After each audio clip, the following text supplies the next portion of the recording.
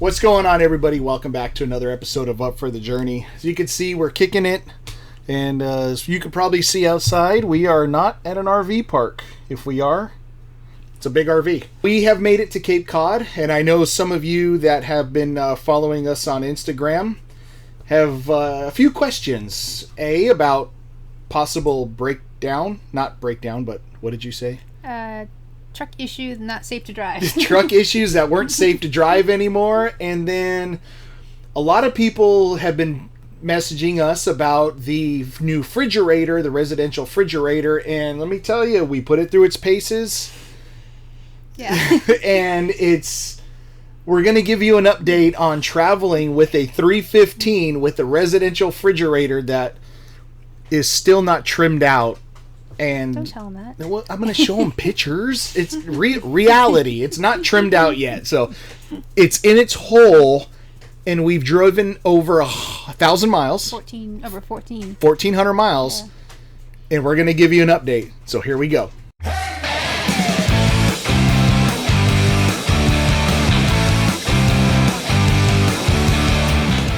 We're in Cape Cod, Renee's hometown. Well, kind of not your hometown, but where we met. So we are back on Cape Cod, and we've driven from Florida to Cape Cod with the new refrigerator. Long, very bumpy. Bumpy ride. The bumps. Yes. The bumps in Pennsylvania, Virginia. Everywhere. Up until we got off somewhere in Pennsylvania, whatever that highway was, till we get the smooth surface, and then we started coming more north. It got smoother. Insane, guys, the bumps. And normally I don't care about bumps and potholes, but when the bumps are like whoop-de-doos and they're constant, it does something to the truck, and we're going to explain what it does to the truck later. But let's talk about the fridge. As many of you know, we installed a residential fridge. And we've gotten a lot of good advice from a lot of people, a lot of our viewers, and a lot of people who own 315s and other Grand Designs of similar size, and has said, hey, strap it down, make sure you do this, giving us good quality tips. So first thing I want to say is thank you so much. Second thing I want to say is thank you again for all the viewers on our YouTube page who have basically said thank you for creating such a video for installation. I know a lot of people on the forums that just post a couple random pictures, and it leads to like a million other questions, and it bombards that person with a lot of questions to answer.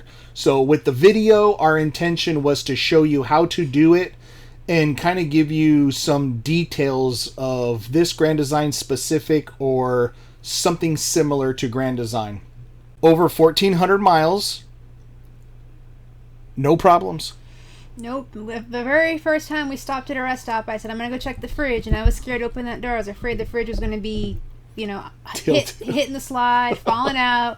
And it was already a bumpy ride just leaving. Well, I guess not Florida wasn't too bad. No, from Florida all the way up to the Carolinas was fine. Made that first stop, I was just still nervous. I opened the door and bridge was fine. And then we started hitting the more north. The roads were getting bumpier. And again, I kept going, check on the fridge at the rest stops. And it was up. Yeah. It stayed up the whole trip. We've had no issues. I think wherever you and DJ did the screws, I think definitely.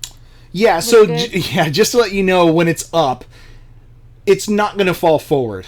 We have screws in the back holding it down, and also when we close the slide, the handle, as you saw on our video, stops, or the handle kind of goes right up to the island.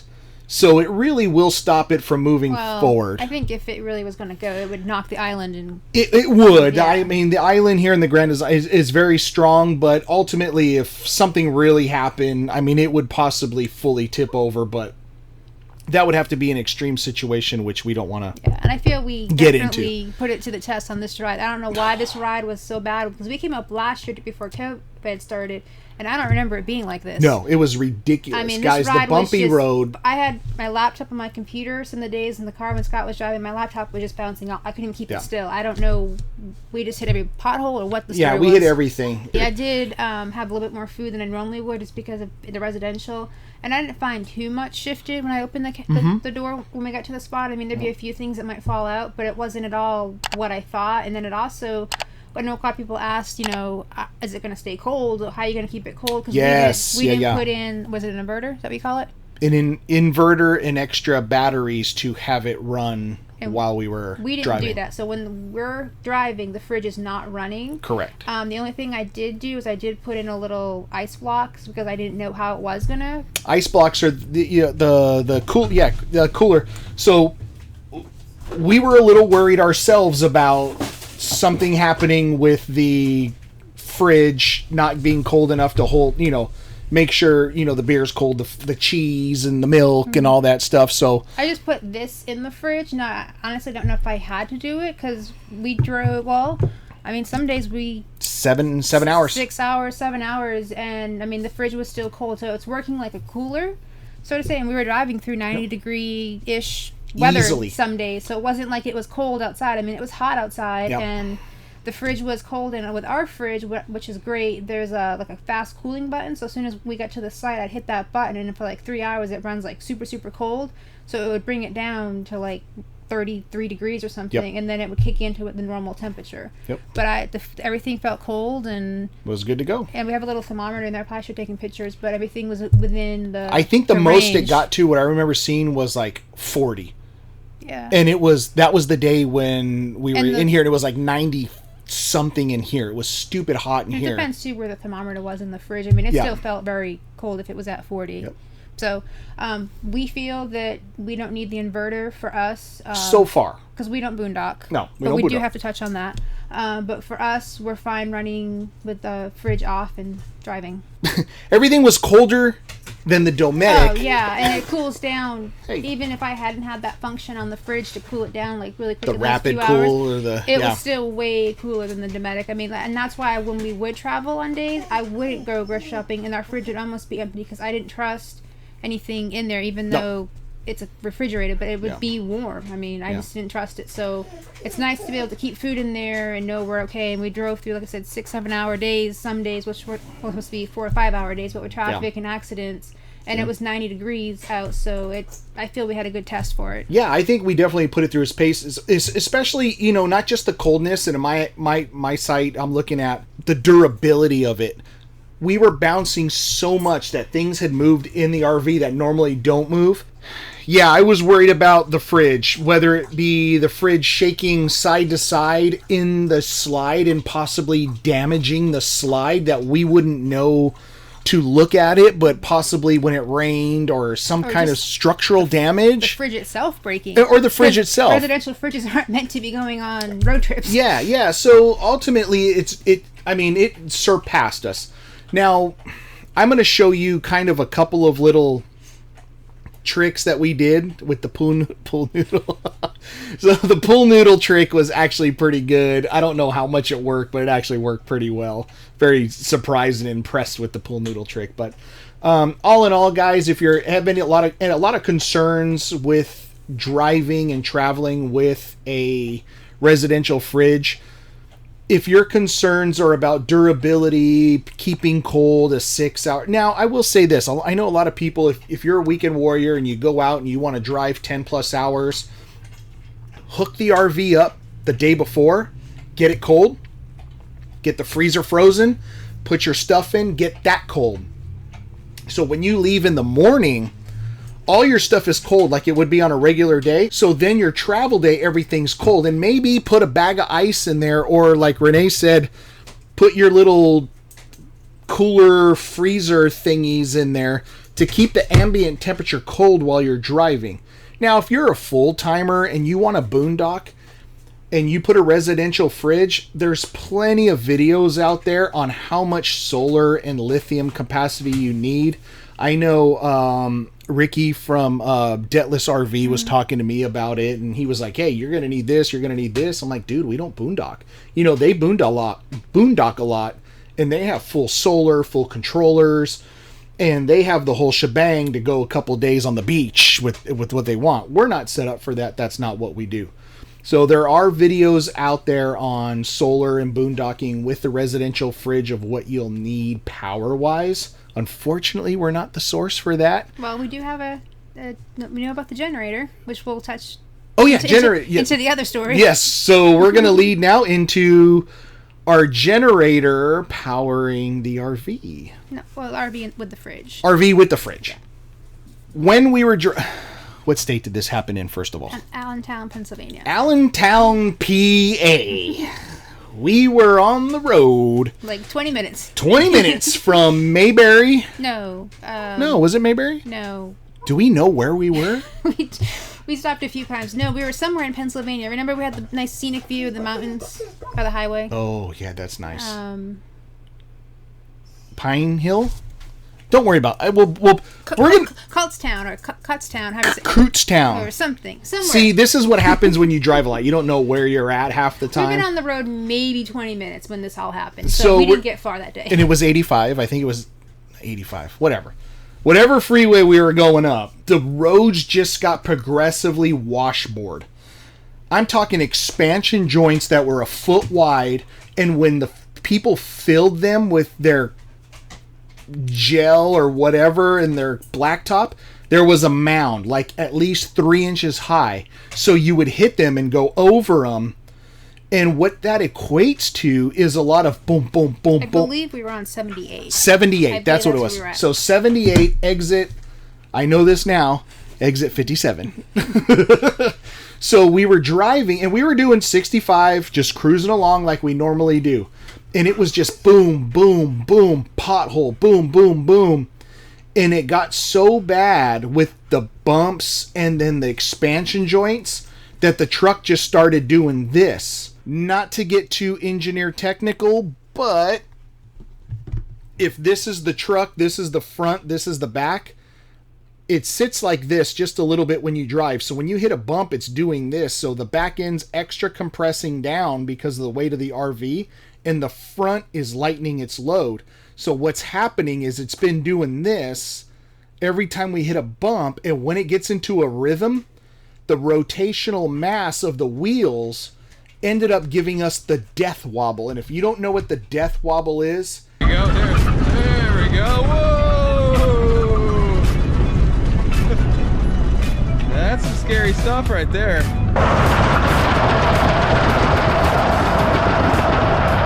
It is the scariest, most puckering, white-knuckle thing you'll ever experience on the road. Especially when you're going 65, you're towing your house, and you have semis around you.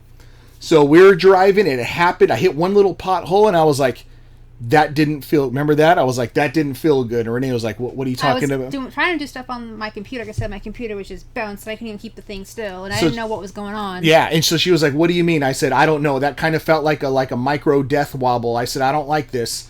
So I slowed down a little bit, and then I started hitting more bumps, and it just came up, and we were like, whop, whop, whop, whop, whop, whop, whop, whop, and it just happened, and I'm looking, and I'm like, oh... Shnikes, there's a semi, and I'm trying to just stay centered in this lane to not run into them. I hit the trailer brake, and then we find out the trailer brakes are going. They're not as strong as they used to be. So I'm hitting the trailer brake controller. I'm trying not to slam on the brakes on the truck and just keep cool. And this one's over here going, oh! And I'm just like, here it goes. We're going to slow down. And then we hit it, and we're like, okay, we're good. Start slowing down. I put the blinker over. We get in the side of the road, and then I'm like,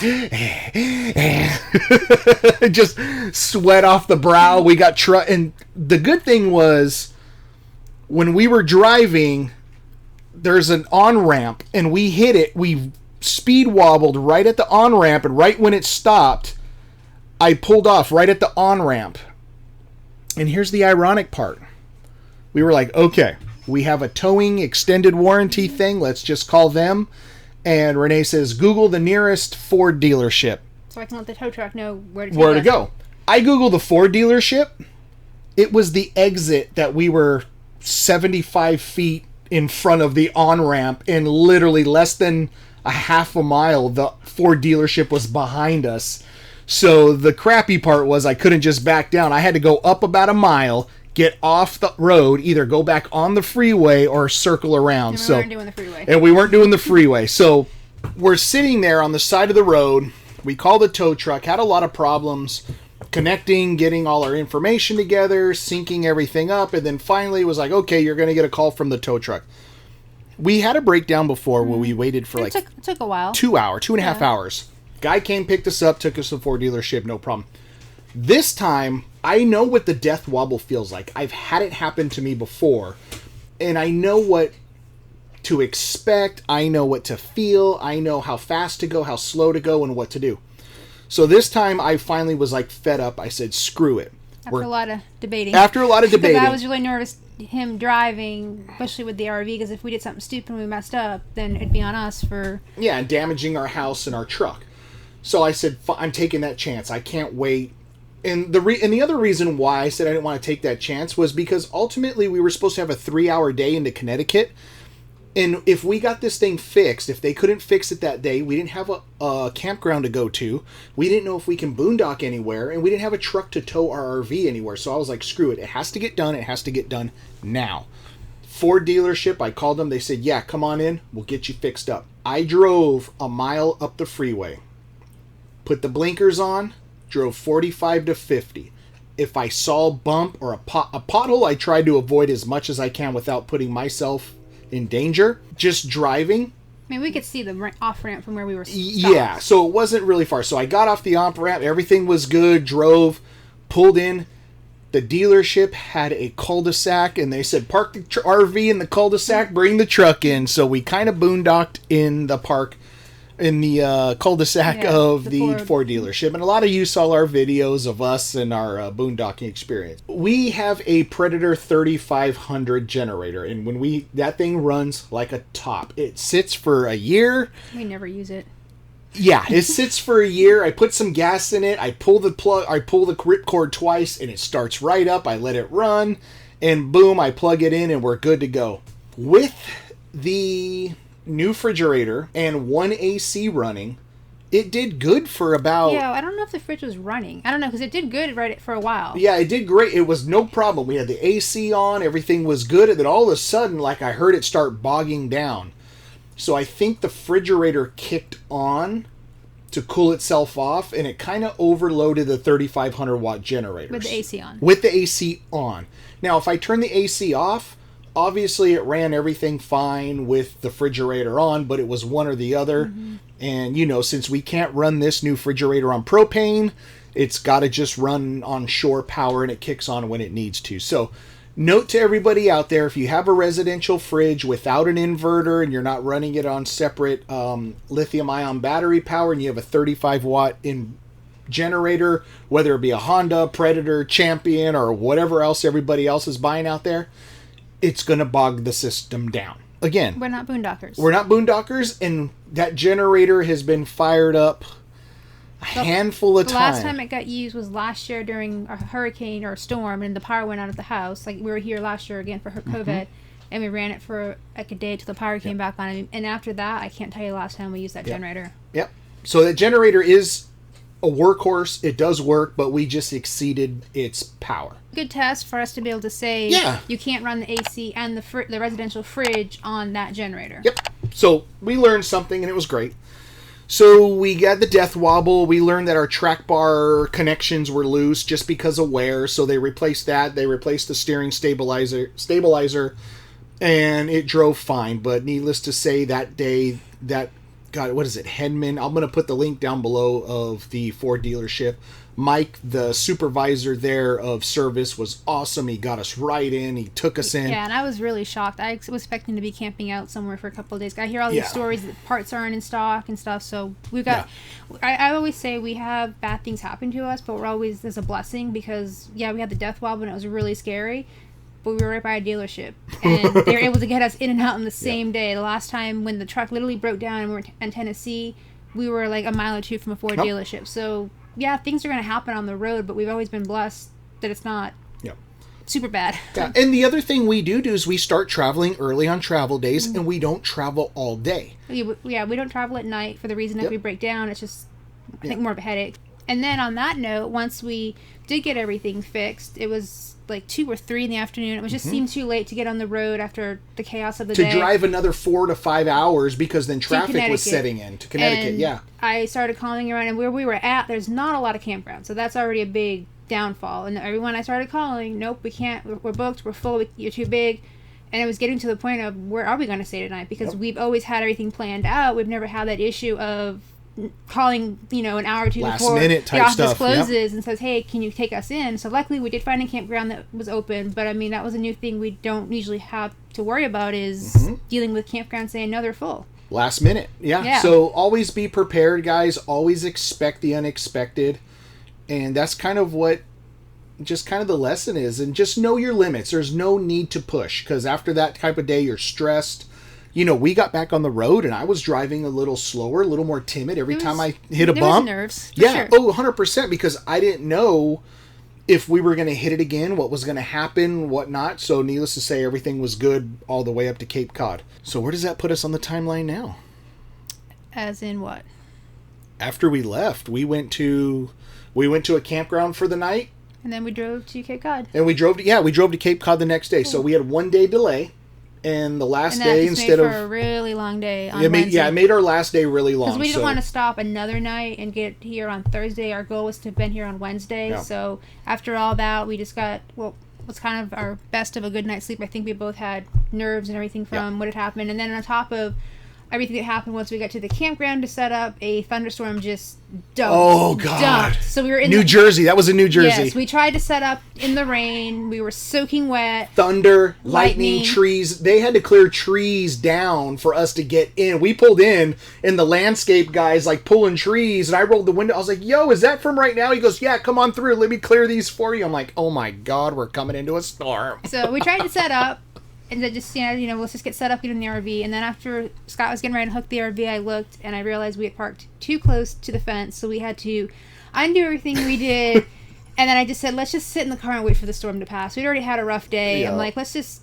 And that's our live stream. A lot of people saw our live stream that we did on Instagram. Surrounded by trees.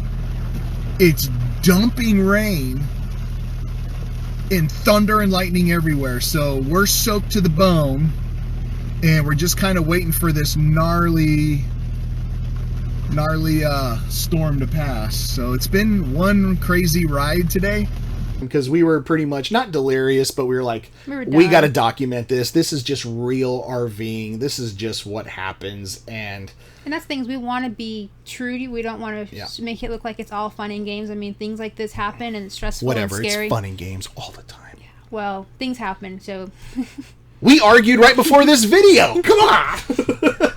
So that's pretty much it. So needless to say, guys, a couple of points to take away from this. Residential fridge are very nice. They're awesome. They're awesome. Yes. We should have done this long time ago. We should have done this way a long time ago. Always do maintenance on your tow vehicle and your RV. Well, we had done what we thought. We do, always. Yeah, always. We had just put 2 new tires on the RV and stuff, so. Yeah, I always do the maintenance.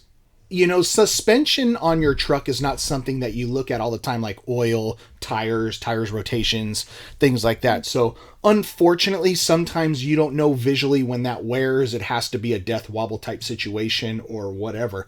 So, just be aware of that and know how to handle those situations. Well, I think when we take longer road trips now, we may just take it somewhere and have everything get checked. Yeah, we're kind of finding out after a year or X amount of miles that we need to check it. And I'll just go to a local shop that specializes in heavy duty trucks. I know people like Discount Tire and those types of things, but when you're dealing with a Super Duty and heavier suspension, it's a whole different mechanic than an F-150 and their independent suspension and other trucks. Always be flexible on what's going to happen and don't always push yourself. If you're going on the road and something happens, and I'm just going to say it, if shit hits the fan, don't panic. You don't have to get to your destination by X amount of time. Take a day, decompress, take the next day a little easier. You may get there a little later, but you're going to arrive a lot less stress. You're not going to arrive flustered. I think if we really had gotten the road, I mean, we probably would have been okay, but we both would just... Yeah, we were drained. We were tired. And I'll be honest with you, I know a lot of people right now, I can hear in the comments, oh, we drive 12 hours all the time, this, that, and the other. We don't, because we drive so much. So we drive 5 hours max. Well, I try to do 4 hours. Because 4 I know hours. GPS will be 4, but that'll realistically be 5.5. Yeah, There's traffic and we accidents. always buffer for which we hit a freaking traffic accident every day we drove. Yeah. So it extended it by an hour. But other than that, just always be prepared. So one thing that we learned, we've always been strict on weight of our truck, of our RV, and we're within our weights. What we have learned, and now have a serious concern about, is the dynamics of how tongue heavy this rig is. And we knew that when we bought it. We knew it when we bought it, but we didn't know what the effect was going to be down the road. There are things in the works that we are looking at changing, whether it be... We don't know. We don't know. That's a whole nother ballgame. That's a whole nother can of worms that Every we've been day looking it's a at. different option thing. or something. And then the next day, no, let's do this. I think this is what we're going to do. So stay tuned, guys. So I'm going to leave you with that. We have things in the works. Might not be till the fall, depending on how some things work. But Yeah, there's certain things that have to work out in certain ways, but there's going to be some changes here soon. And they're pretty significant. Make sure you guys hit that subscribe button, because there's going to be some things happening here in the next couple of weeks and the next month. Well, if we had our way, it'd be like next week. Nothing's in stock. There's no, so it's like... What do you mean nothing's in... What would be in stock that we need to buy? That doesn't mean anything. I don't know. Could be curtains. Yes, we're changing curtains in our RV. So I have food in my mouth. You're going to have to do this part. So sometime between now and the end of the year, there will be something getting changed. So Curtains. Different colors. I'm going to paint the walls too. No, the hell you're not. You got to tell them like and subscribe. I got food in my mouth.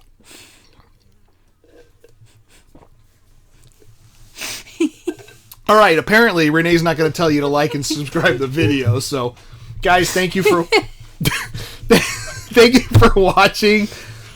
We appreciate y'all. We appreciate you watching.